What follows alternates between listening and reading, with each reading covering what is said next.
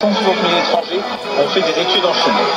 Le Premier ministre chinois Li Keqiang a quitté Beijing dimanche matin pour des visites dans des pays asiatiques et européens et pour participer à une série de réunions internationales.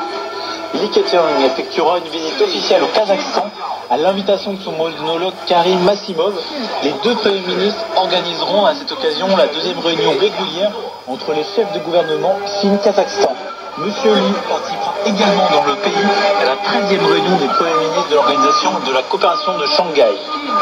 Monsieur Li se rendra en août en Serbie à l'invitation de son homologue Alexander Vučić pour participer à la 3e réunion des dirigeants de la Chine et des pays d'Europe centrale et orientale et effectuer une visite officielle dans le pays. Le Premier ministre chinois Li Keqiang est arrivé dimanche à Astana pour effectuer une visite officielle au Kazakhstan et assister à la 13e réunion des premiers ministres de l'Organisation de coopération de Shanghai. Lors de sa visite, M. Li tiendra une deuxième réunion régulière entre les chefs de gouvernement chinois et kazakhs et son homologue kazakh Karim Massimov. Les deux parties devraient signer une trentaine d'accords de coopération d'une valeur de 10 milliards de dollars.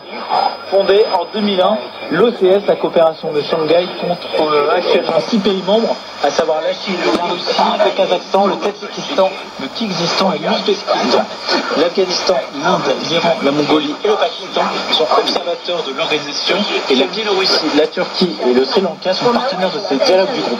Selon la source de la police hongkongaise, 20 personnes ont été arrêtées pour avoir participé à un rassemblement sans autorisation. À l'aube du 14 décembre, certaines personnes se sont rassemblées dans le quartier de Mongkok. Elles ont bloqué les routes et ont affronté la police qui voulait appliquer la loi. Une section d'une ligne à grande vitesse entrera en service le 16 décembre dans le centre de la Chine, annoncé samedi la China Railway Corporation. Ce tronçon long de 420 km permettra de réduire les durées de trajet entre les villes de Changsha